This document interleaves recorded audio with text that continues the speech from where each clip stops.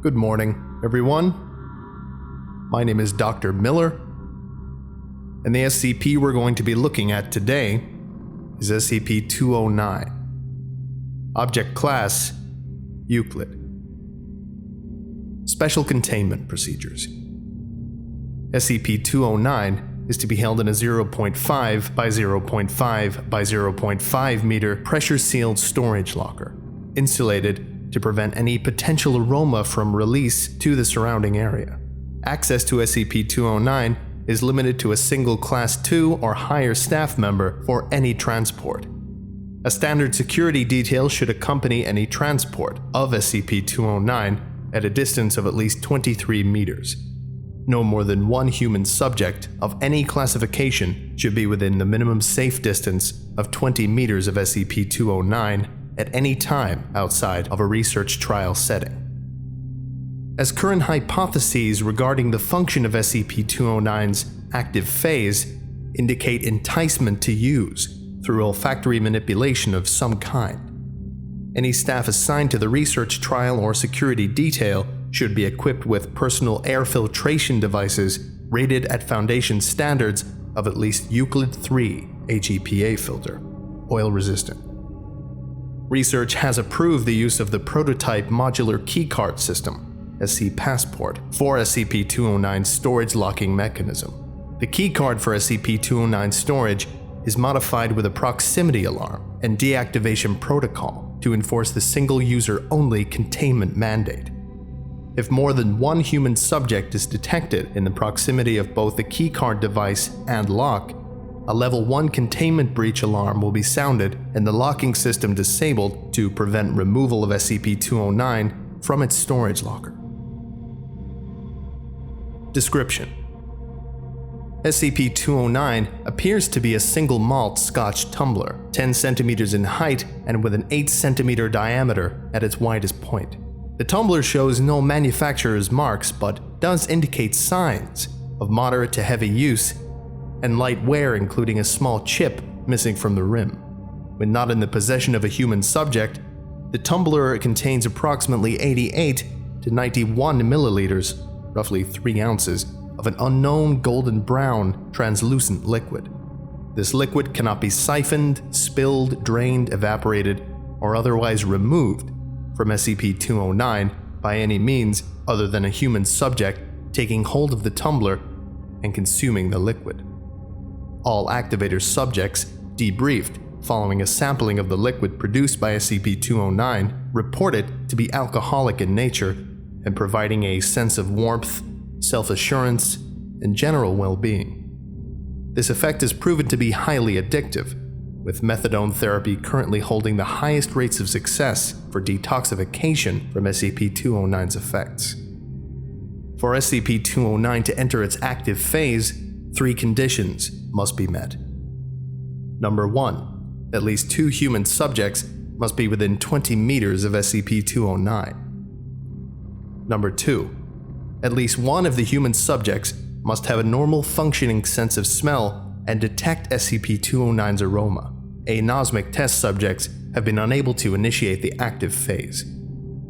Number 3. The subject who first detected the odor of SCP-209 must take possession of the tumbler and consume any amount of liquid within it. Hereafter, activator subject. Once these conditions are met, SCP-209 enters its active phase. The activator subject will immediately seek a relaxing or comfortable position in which to finish the liquid in SCP-209 at a leisurely pace. Any other human subject within 20 meters of the activator subject, hereafter prey subject, will be locked into 2 distinct physical parameters for the duration of the active phase. Number 1. Prey subjects will be physically incapable of moving more than 20 meters away from the activator once ingestion has begun. Number 2. Prey subjects will be physically incapable of moving closer than 1 meter to the activator once ingestion has begun. All current attempts at moving any prey subject beyond these boundaries while living have met with failure. Any human subject entering the 20-meter sphere of SCP-209's influence after the activator and prey subjects have been established are not affected.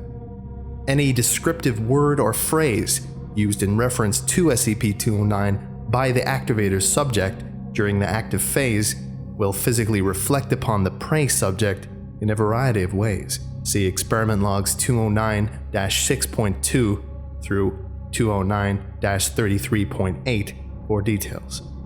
Activator subjects seem aware of both the boundary restrictions imposed on prey subjects as well as the physical effect of their descriptive language. But no matter the scale of physical harm or distress inflicted upon prey subjects, activator subjects seem to retain a light, amused demeanor. It is theorized that the effects SCP-209 inflicts on prey subjects is intended as a form of entertainment for the activator subject to enjoy while experiencing SCP-209's intoxicating effects. When the activator subject has consumed all the liquid within SCP-209, both boundary parameters are nullified. If still capable of motion, former prey subjects can and do flee the area with as much speed as possible. The activator subject will immediately become confused by the now empty SCP-209 and attempt to refill it with any available liquid. If the activator is successful in filling SCP-209 with approximately 88 to 91 milliliters of any liquid, it will transmute into another glass of golden brown translucent alcohol, and the cycle begins again, provided there is another potential prey subject in range. If prey subjects or others disable or remove SCP-209 from the activator before they are able to, quote, refill it, SCP-209 will exit the active phase and remain empty and inert for approximately 79 hours before refilling itself by unknown means to potentially begin a new active phase. Addendum. Experiment log 209-18.4. 3 Class D subjects appropriated for testing. 25 by 25 by 6 meter room furnished with a single steel folding chair and SCP-209. Activator subject designated D-Act. Prey subjects designated D-Prey-1, D-Prey-2. Log begins 122 seconds following D-Act ingestion of SCP-209. 122 seconds. D-Act seats himself in the single chair provided in the room. D-Prey-1 approaches D-Act. D-Prey-2 begins exploring the room's boundaries. 188 seconds. D-Prey-1 discovers the inner boundary and is unable to approach D-Act. 194 seconds. D-Prey-2 discovers the outer boundary and is unable to reach the eastern wall. 227 seconds. D-Prey-1 begins shouting obscenities and attempts to strike D-Act. No effect. D-Prey-2 attempts to map the outer boundary. 255 seconds. D-Act describes SCP-209 as smoky. 258 seconds. D-Prey-1 begins coughing violently. D-Prey-2 approaches. 284 seconds. D-Prey-1 collapses, racked with violent coughs. An unknown black smoke-like gas is expelled from his mouth with each cough. D-Prey-2 attempts to approach D-Act. 299 seconds. D-Act describes SCP-209 as smooth. 302 seconds. D-Prey-2 appears to begin sweating profusely. D-Prey-1 continues coughing spasms. Expulsion of smoke-like substance continues from mouth, nose, and eyes. 363 seconds. D-Prey-2 exuding a thick layer of viscous, near frictionless substance from all pores. Substance has eroded clothing and apparently the first layer of epidermis. D-Prey-2 is unable to remain standing, falls, and attempts to staunch the flow of the unknown substance from his pores. D-Prey-1 apparently expired. Smoke-like substance continues to vent from mouth, nose, and eyes. D-Act applauds intermittently. 484 seconds. Viscous substance exuded from Prey-2 has eroded 2 additional layers of skin. Wounds approximate to 2nd and 3rd degree burns. Prey-2 expresses desire to be terminated. Request denied. D-Act appears fixated on the remaining liquid of SCP-209. 522 seconds. Prey-2 expires. Substance appears to cease exuding from pores.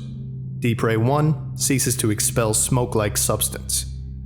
D-Act continues drinking SCP-209. 948 seconds. D-Act consumes the last of SCP-209, immediately stands and rushes to the body of Prey-1, begins clawing at the corpse with left hand, while maintaining hold of SCP-209 with the right. 954 seconds. Researchers determine that D-Act is attempting to refill SCP-209 with the blood from the corpse of Prey-1. Per orders, one security staff member enters and neutralizes D-Act, recovering SCP-209 still in its empty state. Okay, that about does it for today, folks. Thank you very much for listening, if indeed you still are, and you are all dismissed. Goodbye. I would like to give a special thank you to Desmond Haskins, Dustin Koski, Alan Setzer, Premier Romanov, Tyver Ball, and Dr. Mortis. Thank you all so much for your support. It's greatly appreciated. If you would like a special thank you at the end of each of my videos, and some other cool stuff as well, visit patreon.com/TheVolgun. Thank you.